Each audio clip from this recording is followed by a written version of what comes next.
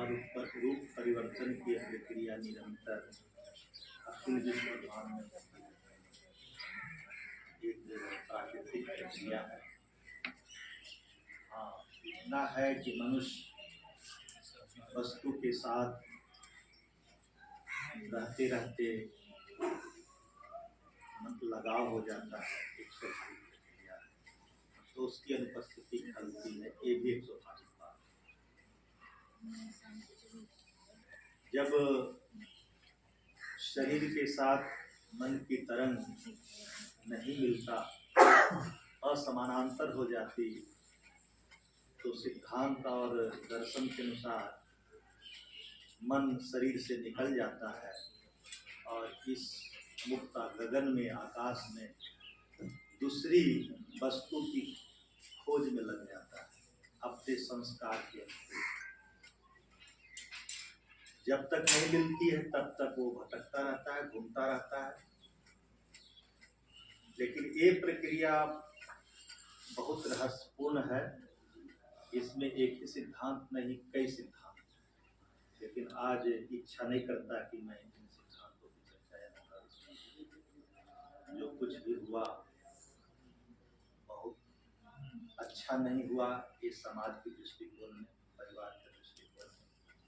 लेकिन परमात्मा मुक्त पुरुष हैं, वो किन्हीं की इच्छा और किसी बंधन में नहीं रहते हैं। उनकी प्रकृति भी किन्हीं के बंधन में नहीं रहती है, वो अपना काम करते रहते हैं। दुख अवश्य सबको होता है। एक बार उत्तर प्रदेश में एक कम्युनिस्ट के बहुत बड़े प्रचारक थे, बहुत बड़े, भागवत वाणी, गाजीपुर की। लेकिन वो आनंद मार्ग के किसी साधक के संपर्क में आकर के साधना सीखे थे। उनको बहुत अच्छा लगा था। आनंद मार्ग का खूब प्रचार प्रसार कर रहे थे, बहुत प्रचार प्रसार कर रहे थे। कम्युनिस्ट लोग पीछे लग गया, क्योंकि उनका कैडर था, और वो लोग पीछे लग करके और उनकी हत्या कर दिया। तो जिसने हत्या किया था उसने कहा था कि कोई आखिरी इच्छा हो तो बोले थोड़ा गुरु पूजा कर रहे। गुरु पूजा वो जैसे किए, और तव द्रव्यम जगत गुरु तुमेव समर्पय किए, उसके बाद गोली मार। ये तो उनकी मृत्यु समय हो गई ऐसा दिख रहा।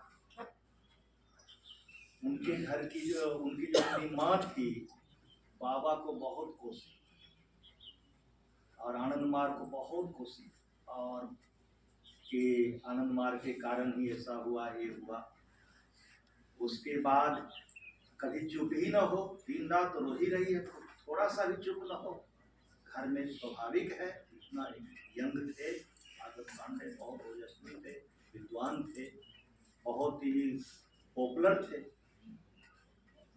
उसके बाद इतना माँ तो रोते रोते दिन रात रो ही रही थी।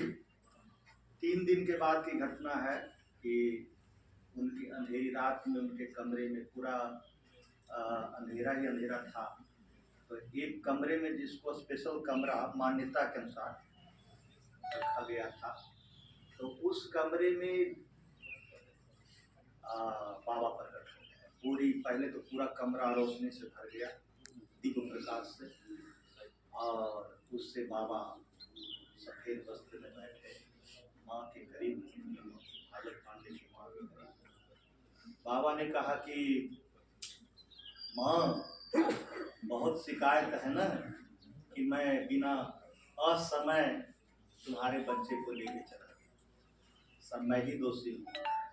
तो दिखाते हैं कि मुझे भागवत मेरे पास अभी है, देखो, भागवत जी का डेड बॉडी सफेद वस्त्र से ढका हुआ रखा हुआ। भागवत बाबा कह रहे हैं कि तुम देखना चाहती हो? तो बोले हाँ।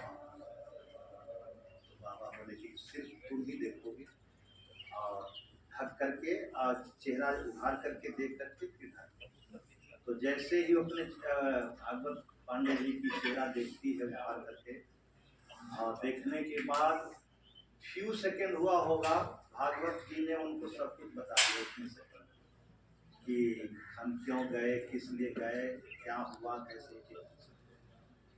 फिर बाबा बोले, माँ अब क्या चाहती हो, भागवत यही रह जाए तुम्हारे साथ, लौटा दें या ले जाए। तो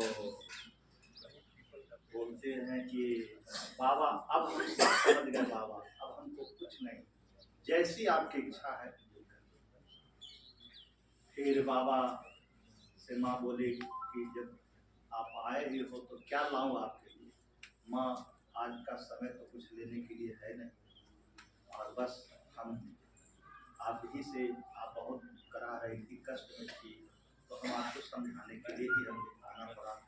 अब हम आ गया हो और माँ के आदेश से बाबा 45 मिनट तक। तो एक घटना है जो घटी है मेरे मन में, पता नहीं, मैं तो बाबा से बोला कि हमको बैठा मैं यहाँ, तो मैं कहा कि बाबा ऐसा कुछ तरंग मत लाना जो कि सब रोने लोगे। हमने कहा एकदम नॉर्मल सब तरंग रखना, एकदम सामान्य, कुछ भी ऐसा मत करना। और फिर मैं कहा कि इच्छा तो बाबा कुछ है, क्या जुड़ा है, बाबा की कृपा से अब तो जो होना था हो गया। आज समझाने का और समय नहीं है, लेकिन फिर भी हकीकत यही है कि जो होना है, अब उसे कितना बड़ा काम लेना है, किस ग्रह पर कौन राजा बनाना है, परमात्मा को कितना बड़ा तपस्वी बनाना है, कौन सी जिम्मेवारी किस ग्रह पर देना है, हम सामान्य मनुष्य क्या जाने।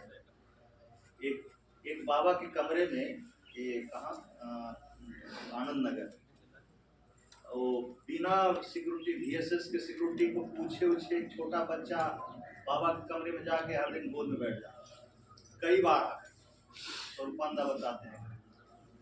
कुछ दिन से आना ही बंद हो गया। तो बाबा पूछे कि रामानंद से, रामानंद या केशवानंद, बच्चा वो आता नहीं। तो केशवानंदा को मिल गई उनकी माँ, और बड़ी दुखी थी, बताए कि अब वो छोटा बच्चा है। तब बाबा बताए कि देखो वो कितना बड़ा तपस्वी था, उसकी साधना पूरी हो गई थी, सिर्फ एक इच्छा था कि तारक ब्रह्म के गोद में बैठूं और बस। अलग अलग महापुरुष अलग अलग स्तर पर हमारे पुत्र पुत्री के रूप में, माता पिता के सब आते हैं, और अलग अलग अपनी आयु लेकर आते हैं, और जिनकी जितनी आयु होती है वो पूरा हो जाता है, उनकी गोद में चले जाते हैं, उन्हीं में मिल जाते हैं। और अगर मान लिया कि पूरा संस्कार, अभी भी संस्कार बचा हुआ है, तो नए शरीर की खोज में घूमते रहते हैं, परमात्मा की प्रकृति के अनुसार उचित समय पर शरीर मिल जाते हैं। लेकिन हम लोग अज्ञानता के कारण, मोह बंधन के कारण, एक स्वाभाविक बंधन के कारण कभी विघट हो जाती है। इसलिए ये स्वाभाविक नियम है, और सबके साथ यही है। इसलिए कहते हैं कि सब लोग सब कुछ जानते हुए खूब साधना करोगे, सेवा करते रहोगे, इन सब परिस्थितियों से विचलित कभी नहीं होगे। एक प्रकृति का विधान है। निश्चित रूप से आज संकट आया है, कल संकट और ये बीत जाएगा, और बहुत सुंदर समय आ जाएगा जिसकी आपने आशा नहीं किया है, सोचा कल्पना तक नहीं किया है, ऐसा सुंदर समय आ सकता है। तो इसी आशा के साथ जीवन की गति आगे बढ़नी चाहिए।